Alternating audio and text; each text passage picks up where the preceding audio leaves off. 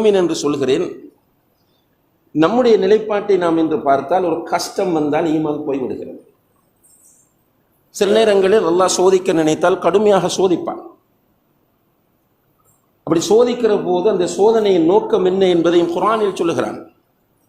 நல்லவர்கள் யார், கெட்டவர்கள் யார் என்று பிரித்தறிவதற்கு, உண்மையாளர்கள் யார், பொய்யர்கள் யார் என்று பிரித்தறிவதற்கு, மூமின்கள் யார், முனாஃபிக்குகள் யார் என்று பிரித்தறிவதற்கு அல்லாஹ் சோதிக்கிறான்.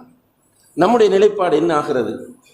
சில நேரங்களில் நோயை கொண்டு சோதிக்கிற போது சிலர் அப்படியே ஈமானை இழந்து விடுகிறார்கள். ஆரம்பத்தில் கொஞ்சம் பொறுமையாக இருப்பார்கள். நோய் அதிகரிக்க அதிகரிக்க நம்முடைய வீட்டிலே வந்து சில செய்திகள் சொல்லுவார்கள். உங்களுக்கு சூனியம் செய்யப்பட்டிருக்கிறது என்று சொல்வார்கள். அல்லது இந்த இடத்திலே ஒருவர் இருக்கிறார், அவரிடத்தில் போனால் உங்களுடைய நிலைமையை அவர் பார்த்து சொல்லுவார், போய் கேளுங்கள் என்று சொல்வார்கள். தாயத்து கட்டுங்கள் என்று சொல்வார்கள். அல்லது வேறு ஏதாவது ஒரு ஆலோசனை சொல்வார்கள். எல்லாம் சிறுக்கான ஆலோசனைகளாக இருக்கும். நம்முடைய மனதும் தடுமாறி விடுகிறது. அந்த நேரத்தில் ஈமானை இழந்து விடுகிறோம். அல்லது ஒரு பொருளாதார கஷ்டம் வருகிறது. பொருளாதார கஷ்டம் வந்தால் ஒரு கட்டத்தில் கலா கதிரை நொந்து கொள்கிறோம். கலா கதிரை ஈமான் கொள்வது என்பது ஈமானுடைய 6 அடிப்படைகளில் ஒன்று. கலா கதிரை நொந்து கொள்கிறோம். கலா கதிரை பொருந்தி கொள்ளாமல் நிலை தடுமாறுகிறோம். இன்றைக்கு நம்முடைய சமுதாயத்தில் கண்ணியத்திற்குரிய சகோதர சகோதரிகளே, நிறைய பேர் ஸ்ட்ரெஸ்ஸோடு டிப்ரெஷனோடு தான் வாழ்ந்து கொண்டிருக்கிறோம். மன அழுத்தங்களோடு வாழ்ந்து கொண்டிருக்கிறோம். நிம்மதியாக தூங்க முடியவில்லை, நிம்மதியாக குடும்பம் நடத்த முடியவில்லை, நிம்மதியாக வாழ முடியவில்லை. அதற்கு பிரதானமான காரணம் கலா கதிரை பொருந்தி கொள்ளக்கூடிய பக்குவம் நம்மிடத்திலே இல்லை. குர்ஆன் கலா கதிரை பொருந்தி கொள்ள வேண்டும் என்று சொல்கிறது. ஹதீஸ் கலா கதிரை பொருந்தி கொள்ள வேண்டும் என்று சொல்கிறது. நம்முடைய உள்ளங்களிலே ஈமான் இருந்தால் கலா கதிரை பொருந்தி கொள்வோம். நபி ஸல்லல்லாஹு அலைஹி வஸல்லம் அவர்களுக்கு அல்லாஹு தஆலா குழந்தைகளை கொடுத்தான். அவர்கள் 63 வயது வரை வாழ்ந்தார்கள். ஆனால் குழந்தைகள் யாரும் அப்படி வாழவில்லை. 1.5 வயதில் ஒரு மகன் மூத்தாகிறார். அதை விட கொஞ்சம் கூடிய ஏஜில் இன்னும் ஒருவர் மூத்தாகிறார். 20 வயதில் ஒருவர் மூத்தாகிறார். 22 வயதில் ஒரு மகள் மூத்தாகிறார். சின்ன சின்ன வயதிலே அவர்களுடைய பிள்ளைகள் எல்லாம் மூத்தாகிவிட்டார்கள். அவர்களுடைய ஃபாத்திமா ரலியல்லாஹு அன்ஹா என்கிற மகள் இருந்தார்கள். ஆனால் அவர்கள் மூத்தாகும் போது அவர்களுக்கு வயது சிறிய வயது தான், 23, 24 வயதிலே அவர்கள் மூத்தாகிவிட்டார்கள். இப்படி ரசூல் ஸல்லல்லாஹு அலைஹி வஸல்லம் அவர்களுக்கு அல்லாஹ் பல சோதனைகளை கொடுத்தான். அந்த சோதனைகளை எல்லாம் ரசூல் ஸல்லல்லாஹு அலைஹி வஸல்லம் அவர்கள் பொருந்தி கொண்டார்கள். அவர்கள் ஒரு ரசூல் என்பதனால் பொருந்தி கொண்டார்கள், அல்ஹம்துலில்லாஹ் என்று சொல்லலாம். ஆனால் அவர்களை ஈமான் கொண்ட சஹாபாக்களும் அவர்களுக்கு வந்த சோதனைகளை எல்லாம் பொருந்தி கொண்டுதான் வாழ்ந்தார்கள். ஈமான் சரியாக இருந்தால் பொருந்தி கொண்டு வாழ முடியும். என்னால் எனக்கு வரக்கூடிய ஒரு சோதனையை பொருந்தி கொண்டு வாழ முடியாமல் நான் தடுமாறுகிறேன், விரக்தி அடைகிறேன், மன அழுத்தத்திற்கு உள்ளாகிறேன், சைக்காட்ரிஸ்டிடம் போகிறேன், சைக்காலஜிஸ்டிடம் போகிறேன், கவுன்சிலரிடம் போகிறேன், மாத்திரைகள் சாப்பிடுகிறேன். சில நேரங்களிலே இந்த குர்ஆன் சுன்னாவை புரியாத மக்கள் தர்காக்களுக்கு போகிறார்கள் என்று சொன்னால் இதற்கு காரணம் சரியான ஈமான் நம்மிடம் வரவில்லை என்பதுதான். அப்ப இந்த சரியான ஈமான் இன்று நம்மிடத்திலே மிக பலவீனமான நிலையில் இருப்பதை நம் எல்லோராலும் உணர முடிகிறது. இதற்கு என்ன காரணம்? ஈமானை பொறுத்தவரையில் கண்ணியத்திற்குரியவர்களே, ஈமானுக்கு தாம் இருக்கிறது, ஹலாவத் இருக்கிறது.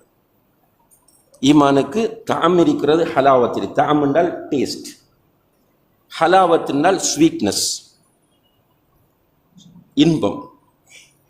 அந்த சுவையை, ஈமானுக்கு இப்படி ஒரு சுவை இருக்குமா? இதை நம்ம பேசும்போது சில மனங்கள் கேட்கும், ஈமானுக்கு தாமா, ஈமானுக்கு ஹலாவத்தா? பிரியாணிக்கு இருக்கலாம், அல்லது நம்ம வீட்டில் செய்யக்கூடிய ஒரு டெசர்ட், ஒரு இனிப்பு பண்டத்திற்கு அந்த சுவை இருக்கலாம். ஈமானுக்கு சுவை இருக்கிறதா, ஈமானுக்கு டேஸ்ட் இருக்கிறதா என்று நம்முடைய மனம் கேட்கலாம். ஈமானோடு வாழுகிறவர்களுக்கு அந்த சுவை புரியும். அதனால தான் மூசா அலைஹிஸ்ஸலாம் அவர்கள் தஅவா செய்த போது ஃபிரௌனுடைய மனைவி ஈமான் கொள்கிறார்கள். சுப்ஹானல்லாஹ். ஃபிரௌனுடைய மனைவி ஈமான் கொண்டதை அல்லாஹ் உலகத்தில் எல்லா மூமின்களுக்கு முன்னுதாரணமாக சொல்லி காட்டுகிறான். ஏனென்றால் ஒரு அரண்மனை, ஒரு மன்னர் மாமன்னனுடைய வீடு. அந்த அரண்மனையில் அவர்களுக்கு வாழ்வது கஷ்டமாக இருக்கிறது. சுப்ஹானல்லாஹ்.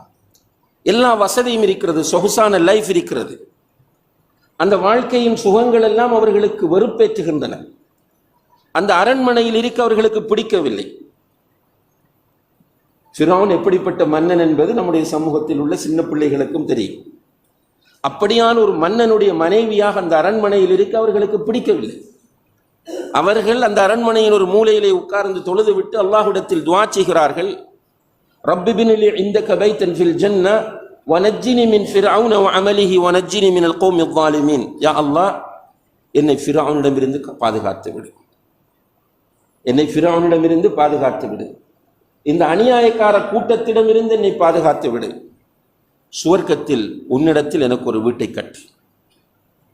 அந்த வீட்டுக்குள் இருக்க அவர்களுக்கு பிடிக்கவில்லை. அந்த ஈமானுடைய சுவையை அவர்கள் உணர்ந்ததனால் அல்லாஹ்விடம் போக வேண்டும் என்று விரும்பினார்கள். அதே போலதான் மூசா அலைஹிஸ்ஸலாம் அவர்களை ஒரு மந்திரவாதியாக, ஒரு சூனியக்காரனாக காட்டுவதற்காக ஃபிரௌன் அந்த காலத்திலிருந்து அத்தனை சூனியக்காரர்களையும், அதுவும் தலை சிறந்த சூனியக்காரர்கள் எல்லோரையும் கொண்டு வந்து மூசா அலைஹிஸ்ஸலாம் அவர்களோடு ஒரு போட்டி வைக்கிறார். எல்லோருக்கும் தெரிந்த வரலாறு அது. அந்த போட்டியிலே சூனியக்காரர்கள் சிறிய கயிறுகளை கொண்டு வருகிறார்கள். அந்த கயிறுகளை நிலத்தில் போடுகிறார்கள். போட்டதும் அவை அனைத்தும் பாம்புகள் போன்று நெளிந்து கொண்டிருக்கின்றன. பார்க்கிறவர்களுடைய கண்களுக்கு பாம்பாகத்தான் தெரிகிறது. மூசா அலைஹிஸ்ஸலாம் அவர்களுடைய கண்ணுக்கும் அது பாம்பாகத்தான் தெரிந்தது. சுப்ஹானல்லாஹ். இந்த நேரத்தில் அல்லாஹு தஆலா சொன்னான், மூசாவே, உன்னுடைய கையில் இருக்கக்கூடிய தடியை கீழே போடு என்றான். மூசா அலைஹிஸ்ஸலாம் அவர்கள் தடியை கீழே போடுகிறார்கள். அது ஒரு பெரிய பாம்பாக மாறி அங்கிருந்த சிறிய பாம்புகள் அனைத்தையும் விழுங்கிவிட்டு மூசா அலைஹிஸ்ஸலாம் அவர்களுக்கு முன்னால் வந்து நிற்கிறது. மூசா அலைஹிஸ்ஸலாம் அவர்களுக்கு பயம் பிடித்து விட்டது.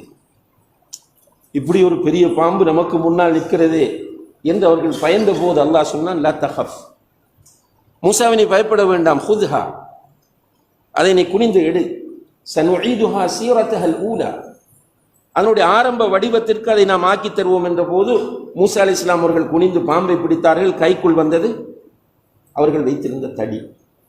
இதை பார்த்த சூனியக்காரர்கள் அதிர்ச்சி அடைந்து விட்டார்கள். சுப்ஹானல்லாஹ், நிச்சயமாக இது சூனியம் அல்ல, என்றால் அது ஒரு கலை. சூனியம் என்பது ஒரு கலை. சூனியக்காரர்களுக்கு சூனியம் என்றால் என்ன என்று தெரியும். எனவே மூசா அலைஹிஸ்ஸலாம் அவர்கள் அந்த இடத்தில் நடந்து கொண்டதும் அங்கு காட்டியதும் சூனியம் அல்ல, இது ஒரு முஅ்ஜிஸத் என்பதை சூனியக்காரர்கள் புரிந்து கொண்டு உடனே அந்த ஸ்பாட்டிலே அவர்கள் சொன்னார்கள், நாங்கள் அல்லாஹ்வை ஈமான் கொள்ளுகிறோம், மூசாவுடைய ஹாரூனுடைய ரப்பை நாங்கள் ஈமான் கொள்ளுகிறோம் என்று சொன்னபோது ஃபிர்அவுன் அதிர்ச்சி அடைந்து விட்டார். ஃபிர்அவுன் கேட்டான், ஆமன்தும் லஹு கப்ல அன் ஆதன லக்கும், நான் உங்களுக்கு அனுமதி தருவதற்கு முன்னால் நீங்கள் ஈமான் கொண்டு விட்டீர்களா? உங்களை ஹயர் பண்ணி கொண்டு வந்தது நான், பணம் தந்து உங்களை இந்த இடத்தில் கொண்டு வந்திருக்கிறேன் மூசாவை தோற்கடிப்பதற்காக. நீங்கள் வந்து மூசாவை ஈமான் கொள்ளுகிறீர்கள், மூசாவுடைய ரப்பை ஈமான் கொள்ளுகிறீர்கள். ல உகத்திஅன்ன ஐதியக்கும் வஅர்ஜுலக்கும் மின் ஹிலாஃபின் வஉஸல்லிபன்னக்கும் அஜ்மஈன், உங்களை மாறுகால் மாறுகை வெட்டி உங்களை சிலுவையில் நான் அறையப் போகிறேன் என்று சொன்னபோது சுப்ஹானல்லாஹ், அந்த ஈமான் வந்து கொஞ்ச நேரம், அதற்குள் அவர்களுடைய அந்த ஈமானுடைய சுவை அவர்கள் உணர்ந்ததை பாருங்கள். அவர்கள் சொன்னார்கள், ஃபக்தி மா அன்த காத் இன்னமா தக்தி ஹாதிஹில் ஹயாத் துன்யா, எங்களை நீ அழிக்கப் போகிறாயா, அழித்து விடு, எங்களை கொலை செய்ய போகிறாயா, கொலை செய்து விடு, உன்னால் இந்த உலகத்தில் மட்டும்தான் எங்களை இப்படி ஏதாவது செய்ய முடியும் என்று அவர்கள் எல்லோரும் ஒத்த குரலில் சொன்னார்கள் என்பதை அல்லாஹு தஆலா அல் குர்ஆனிலே சொல்லி காட்டுகிறான். அப்ப ஈமான் சரியாக உள்ளத்தில் வந்து விட்டால் ஈமானுடைய சுவை புரியும், ஈமானுடைய பெருமதி புரியும். கடைசி வரைக்கும் நம்முடைய உடம்பில் கொஞ்சம் உயிர் இருந்தாலும் நாம் ஈமானை இழக்க விரும்ப மாட்டோம். எந்த கஷ்டம் வரலாம், எந்த சோதனை வரலாம், எவ்வளவு விமர்சனம் வரலாம், எவ்வளவு என்ன எது வார்த்தைகளால் வர்ணிக்க முடியாத கஷ்டங்கள் வந்தாலும் கூட ஈமானை புரிந்து கொண்ட ஒருவர் நிச்சயமாக அந்த ஈமானை இழக்க விரும்பவே மாட்டார். அன்புள்ள சகோதர சகோதரிகளே, நம்முடைய பிரச்சனை என்னவென்று கேட்டால், முதலாவதாக நாம் இந்த ஈமானை பெறுவதற்காக வேண்டி எந்த கஷ்டமும் படவில்லை. அதனால தான் ஈமானுடைய பெருமதி நமக்கு புரியவில்லை. தியாகம் செய்து, குடும்பத்தை இழந்து, பொருளாதாரத்தை இழந்து, சமூகத்தினால் ஒதுக்கப்பட்டு அடி வாங்கி உதை வாங்கி இந்த ஈமானை பெற்றிருந்தால் ஈமானுடைய பெருமதி நமக்கு புரிந்திருக்கும். கஷ்டப்பட்டு உழைத்த ஒருவருக்குத்தான் அவருடைய பொருளாதாரத்தின் பெருமதி புரியும், அவருடைய பிள்ளைக்கு புரியாது. பில்கேட்ஸை பற்றி ஒரு சம்பவம் சொல்லுவார்கள். ஒரு ஹோட்டலுக்கு பில்கேட்ஸ் போயிருக்கிறார்.